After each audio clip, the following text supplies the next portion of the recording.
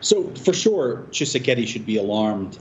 You've got Rwandan-backed rebels occupying and holding parts of Congolese sovereign territory, and particularly territory which is of tremendous economic value and necessity to the Congolese state.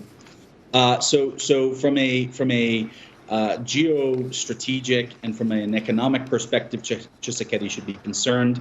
And then also from a domestic political perspective, this makes him look weak. It makes him look like he's unable to kind of maintain both sovereignty and command of Congolese forces, which is problematic for his regime. Declan, South African President Cyril Ramaphosa is also blaming Rwanda's Defense Force militia for the deaths of 13 South African peacekeepers in DRC. And in his remarks, these are remarks that have really angered President Paul Kagame of Rwanda. And he posted his reaction on X today, and I quote, President Kagame saying, if South Africa prefers confrontation, Rwanda will deal with the matter in that context any day. What's your reaction to that? Well, I think a couple things. South Africa and the South African president should certainly be frustrated and should certainly be holding Rwanda responsible for the deaths of South African forces who were deployed for the purposes of maintaining peace and security in Congo. So the South African president regime has the total right to be upset and the total right to blame Rwanda for destabilizing this region and layering on more threat to South African forces.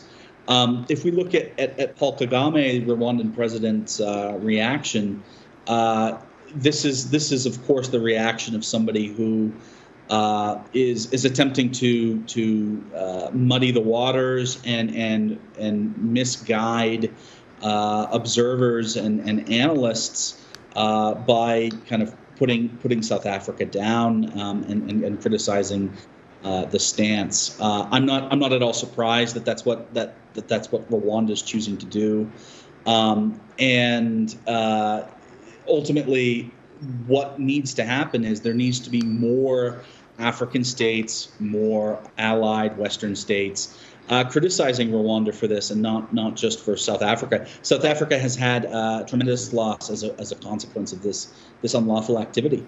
But Declan, Rwanda has repeatedly denied backing M23 rebels. These rebels have been holed up inside DRC for quite some time. Of course, now they have a lot of guts. They have taken over Bukavu, they took over Goma, and now they're saying they're heading towards Kinshasa. Like we said, it's a power seat of the president. Why would, Rwanda has said it has nothing to do with the M23 rebels, that they're on their own, but who is funding them? So Rwanda is funding this insecurity, and Rwanda and the Rwandan state is the one which is advancing this agenda. There's no question about that. There are facts which are near universally accepted by people, which have less evidence than the evidence against Rwanda and its sponsorship of what's going on in Eastern Congo. So it's really not up for much debate. And if Rwanda would like to debate the accusations against it for sponsoring these groups, it should table evidence and begin to have a conversation, which is really kind of not forthcoming in a robust way. What Rwanda is doing, so to understand what the motivation behind Paul Kagame and Rwanda would be, is if we look at kind of the broad geopolitical problem set, as well as the local regional problem set in the Great Lakes region, there's a tremendous amount of distraction and activity going on globally, which is focusing the attention of the United States, of France, and of other African countries, which allows and provides a window for Rwanda to sponsor M23 to begin to hold major administrative locations within Eastern Congo, particularly Goma, and then almost certainly Bukavu.